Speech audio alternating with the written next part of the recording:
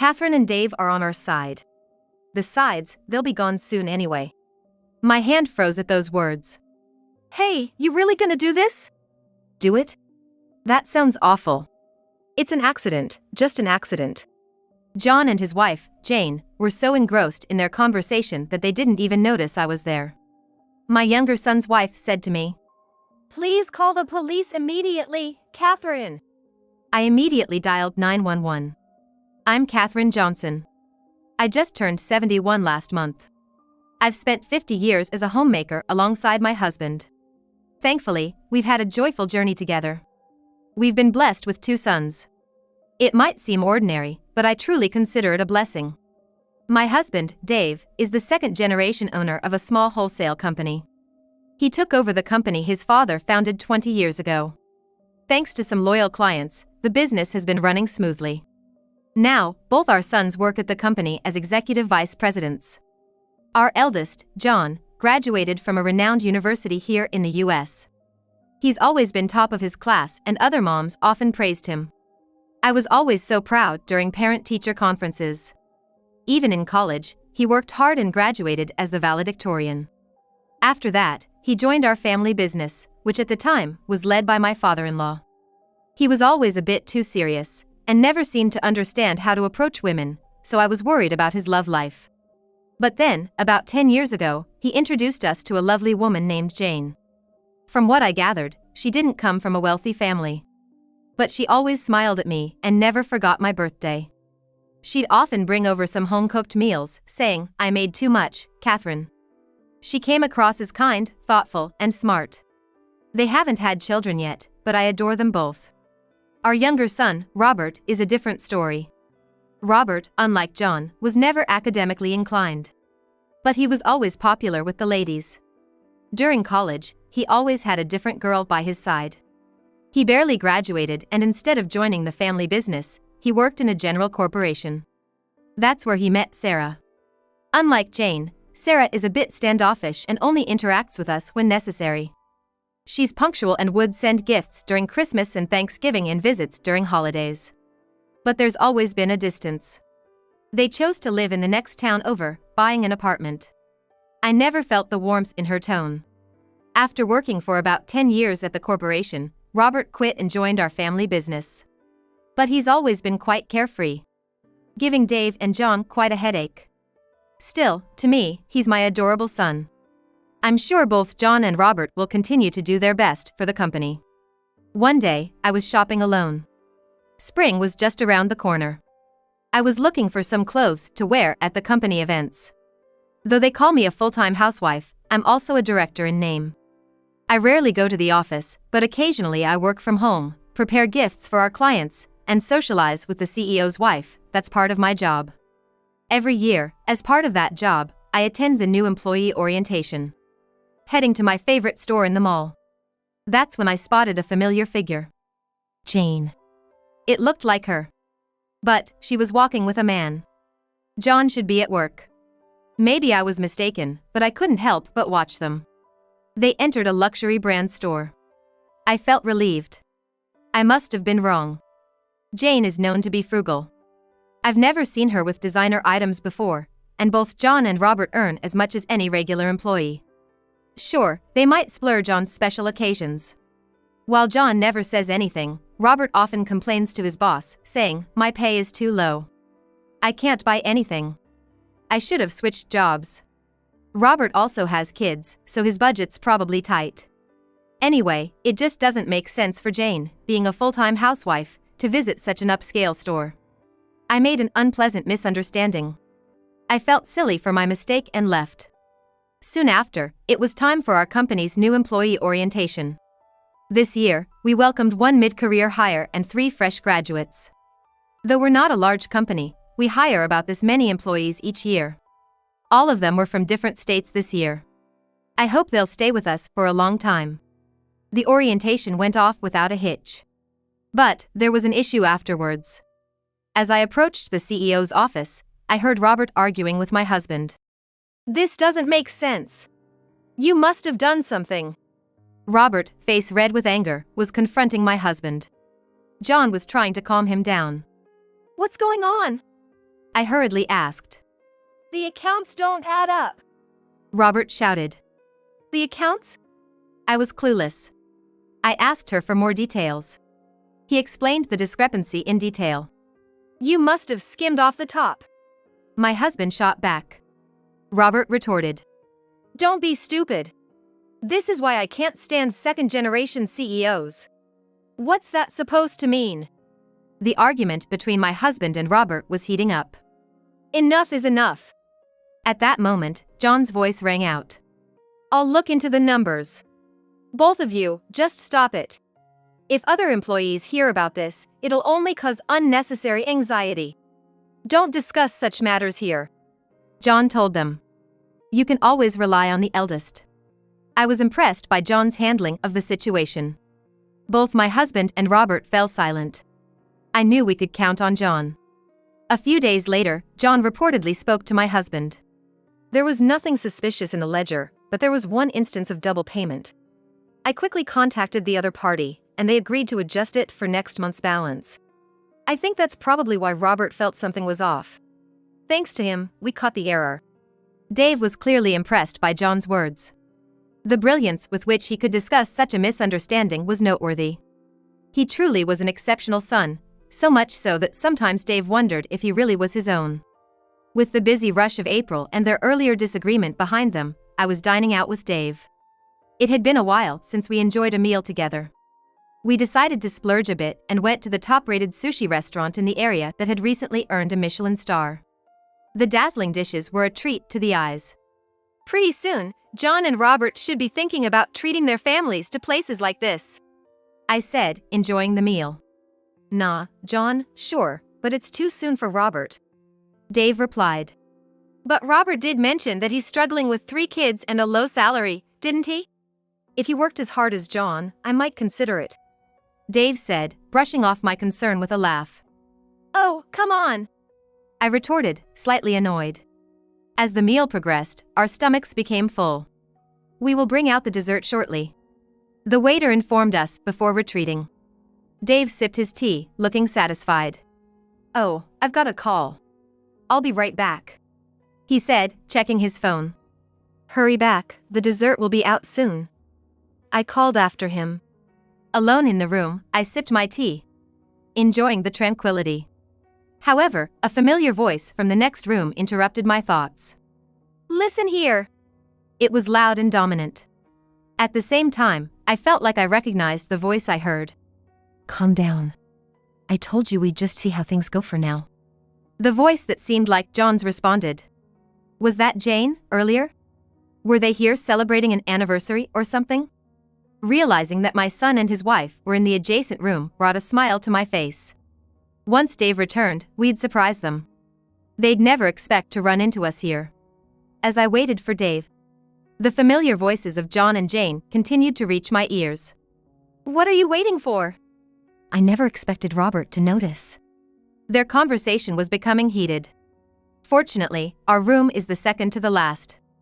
I assume the voices of John and Jane from the very last room should only reach here. It's fine because it's us, but if it were someone else, it would have been bothersome. I thought we'd need to be careful.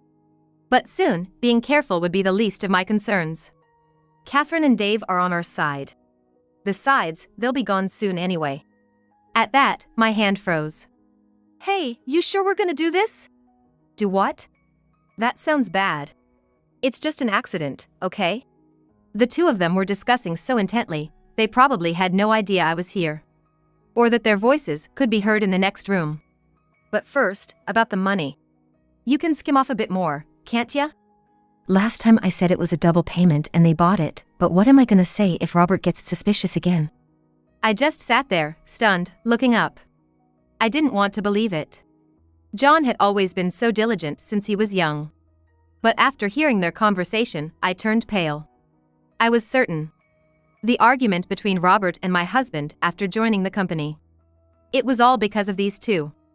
They had been embezzling company funds. With trembling hands, I called my husband. But either he was on another call or just didn't pick up. Someone I could trust. With that thought, I dialed my phone again. Yes.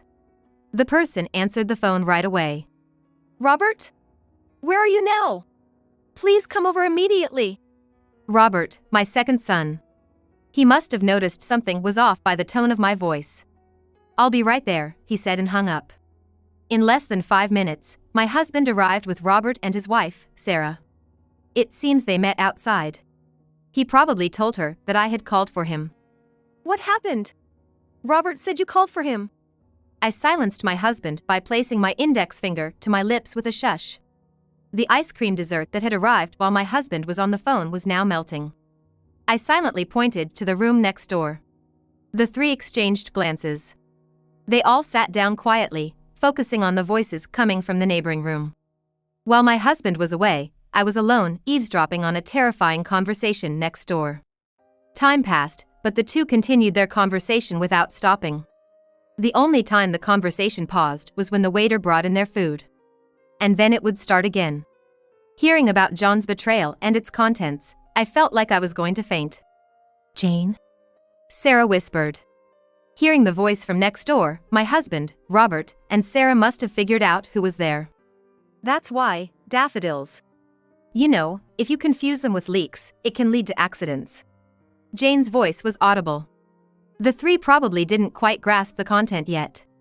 At the very least, she'll be hospitalized for a while. If we're lucky, there will be a funeral. So, we have to make sure no one finds out about the embezzlement until then. Robert let out a small, puzzled what? So, maybe we could just wait and see? John's voice was also heard. This conversation had been going on for a while. No way. We can't stop the flow of money. Jane countered John. If they find out, they won't let me take over the company. There's no way they'll find out. Or, before they do? They probably realized that this wasn't just an ordinary conversation. Sarah quickly activated the voice recorder on her smartphone. My husband remained silent, not saying a word. Robert was trembling. So, daffodils. That explains why you're planted in the garden. Yes, that's the reason. I've been bringing in dishes, and it seems they love my cooking. Even if it tastes a bit off, they'll just think it's a culinary mistake and eat it, right? I realized the true intentions behind their plans. I wonder what I should make. Scrambled eggs with leeks? They have to eat a lot of it. I wonder how much insurance money they have. Jane's cheerful voice was followed by loud laughter. Knowing my dad, he's got a hefty policy. I'll finally be the CEO. It was worth staying quiet and listening to them all this time. John's smug voice. Robert, consumed by anger, stood up. My husband didn't try to stop him. No. The one who stopped him was Sarah. Why? I asked Sarah. She seemed indifferent. She hasn't been very close with us, so maybe it felt like it didn't concern her. But Sarah calmly replied. If we confront them now, it'll play right into their hands. I'm sure both you and your husband would be swayed by John and Jane. My husband and I remained silent. So, what are we supposed to do? They're planning to poison my dad and mom. Robert exclaimed. To which Sarah responded. It's okay. We have evidence. So please, call the police right away. What? I hesitated at her words. Isn't involving the police a bit much? This is a clear case of embezzlement. And they are planning something dangerous. It's a crime. If we let it continue, both you and your husband might. But Sarah's words snapped me back to reality. Right, if we keep this up. The thought sent shivers down my spine. I hurriedly called the police. Sarah explained the situation to the restaurant staff and arranged for our meals to be served slower so that the two wouldn't flee. She also apologized for any inconvenience caused. Without her, Robert, in his heated state, would have probably confronted the couple in the next booth, and I, shocked and drained, would have likely forgiven them without doing anything. After a while, the sound of a police siren could be heard. Upon hearing it, Sarah went outside to guide the police. She told the three of us to wait inside as we probably wouldn't remain calm. We heard voices of Sarah and the police officers. Then, they opened the door to the neighboring room. What's going on? Jane's voice rang out. Sarah? It seemed the couple finally noticed her. John, Jane, I've heard your side of the story. I called the police because I thought it was necessary. Let's discuss this at the station to avoid causing more trouble here. said Sarah in her calm and composed voice, which never sounded more reassuring. "What are you talking about? We were just having a regular conversation. Just imagine what my in-laws would say if they knew about this." They probably thought Sarah acted on her own. They mentioned us in their complaints, loudly objecting. "Just because Robert isn't becoming the CEO, you called the cops to frame John? Don't lash out on us," Jane shouted. Hearing this from next door, my husband stood up. "Dad." Robert turned to look at him. The argument in the neighboring room continued. "For now, let's move," suggested Sarah. Following her, an officer asked, "Would you mind coming with us voluntarily?" "I don't want to. I haven't done anything wrong," Jane exclaimed. "Exactly. No need to go," John added. "Oh really? I thought you had some excuse. Anyway, we're going to the police station now to file a complaint. Shall we go?" Sarah said that. She must have called out to the police. Both of them don't seem to be feeling remorseful. We had to get up and go to the police station ourselves. I stumbled a bit. Robert was there to support me. "Mom, you okay?" "Yes." Robert had been quite a handful in the past, but he's grown so dependable now. We left the room. In the hallway, there was Sarah talking to a police officer, presumably heading towards the next room. I wonder if John and Jane were further down. "Mom, are you there?" Hearing our voices, John shouted. He must have finally realized we were there. His voice sounded quite frantic. "If you want to make excuses, I'd suggest you come with us. Next time, the police will be coming with an arrest warrant to pick both of you up." Sarah, as always, said this calmly.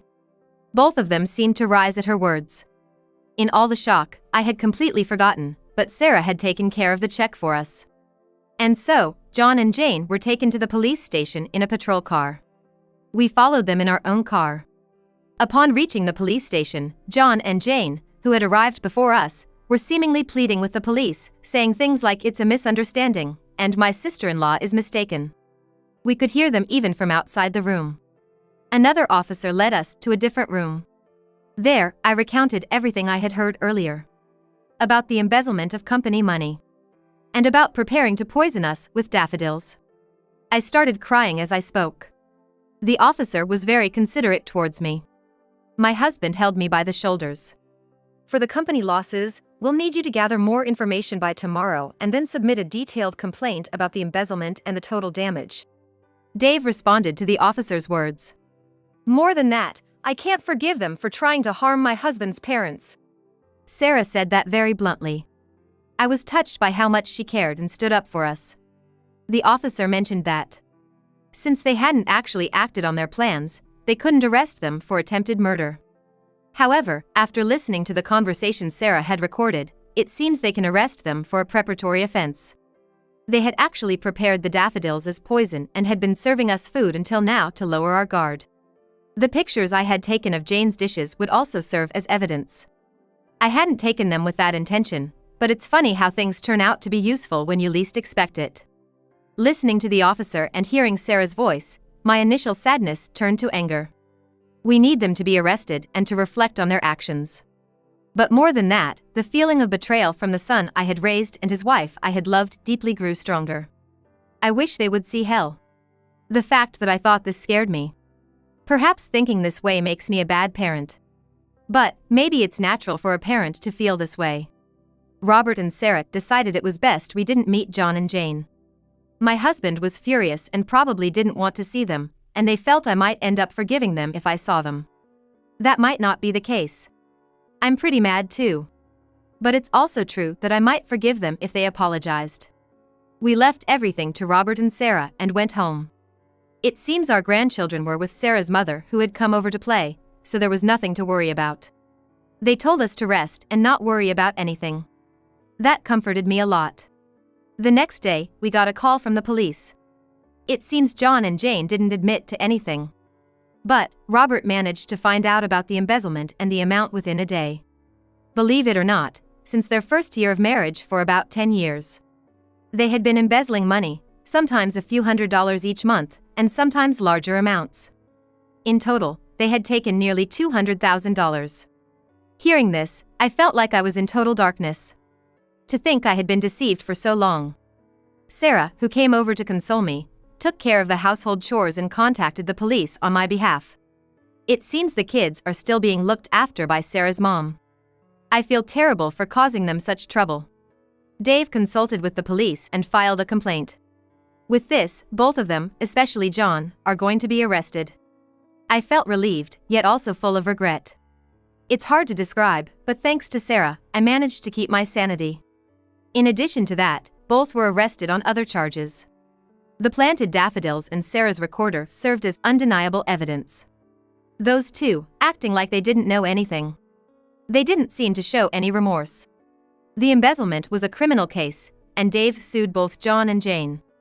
The embezzled money seemed to have been spent by Jane on her male entertainer. Did John know about it? If he did, he's a complete fool. At the trial, the entertainer was called as a witness. Sure, her husband was set to be the next CEO, but I had no clue that money was stolen. I had no feelings for her beyond that of a client. She was just a high-paying customer. Hearing the entertainer's words, Jane lost her cool. But you! You said you wanted to marry me! I supported your business! Jane shouted. What the hell are you talking about? John shouted back. Come on, you've got to know that's just a sales pitch. It's absurd, said the entertainer, dismissing Jane. Serves her right. I couldn't help but almost laugh. From this, it seems John probably didn't know. Apparently, the money was sent to John's not-so-wealthy parents. What a fool, caught by such a silly woman. In the end, both were found guilty. As for Jane, she even got rejected by her beloved entertainer in front of everyone. After the trial, both Sarah and Dave were laughing out loud. Truly, what goes around comes around. I remember seeing Jane at a luxury store before. The man next to her must have been that entertainer. I wish I'd realized then, but well, all's well that ends well. The two were also indicted on other charges. With all the evidence stacked against them, their excuses didn't hold up. Of course, they were found guilty. While they were granted probation for these charges, they received actual prison sentences for the embezzlement. John cried and apologized to me. But I had no intention of forgiving him. He was fired from the company. All insurances and such were changed to have Dave as the beneficiary. My husband made it clear that he's making Dave his successor. John, now jobless, divorced Jane in prison. It's good that he's free from such a woman. I don't want anything to do with John anymore, but blood ties can't be severed. The police said family should support him to prevent reoffending, but John's an adult and that woman's out of the picture. I'm sure he can manage on his own without relying on elderly parents. Trust doesn't come back easily. I don't think I'll ever be able to trust John again in my lifetime. Afterwards, Robert took over my husband's job as his successor. I really owe Sarah a lot. If not for her, this matter might not have been resolved. To show my gratitude, I visited Sarah's home. Granny! My grandchildren ran to me with joy. Sarah said, sorry for the mess, and led me to the living room. It had been a while since I visited their house. But it looked tidy, hardly a mess. I was delighted to see a photo of my 3 grandkids, myself, and my husband displayed. Sarah, I can't thank you enough. I expressed my gratitude. Oh, I've just done what's expected of me, really. Sarah always said this in her usual calm manner. You know, I used to be uncomfortable around you, Sarah. You never really tried to get close to us, did you? That's why. I murmured softly. I knew you felt that way. But that's okay. Sarah responded. I truly care about the both of you. Sometimes, when personal emotions get involved, they might cause discomfort. That's why I believe it's important to maintain a certain distance. It's all for valuing the two of you. Her words deeply resonated with me. Jane always tried to butter me up, and I was foolish enough to dote on her. But I was truly foolish not to notice Sarah's sincere feelings towards us. Granny, look! A gift! My youngest grandchild, and exclaimed and handed me a folded paper. I made it with Mommy before you came. I told her I wanted to make you a present and she helped me.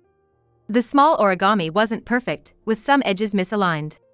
But I cherished that simple piece of art dearly. Oh, and thank you. Granny is really happy. I'll treasure it. My words seemed to delight Anne. I'm glad Robert married Sarah. With her around, I know Robert and my grandchild are in good hands. Sarah, thank you so much. Let's keep supporting each other, okay? My grandchild, looking puzzled at my words, smiled with a twinkle in her eyes, seemingly influenced by my joy.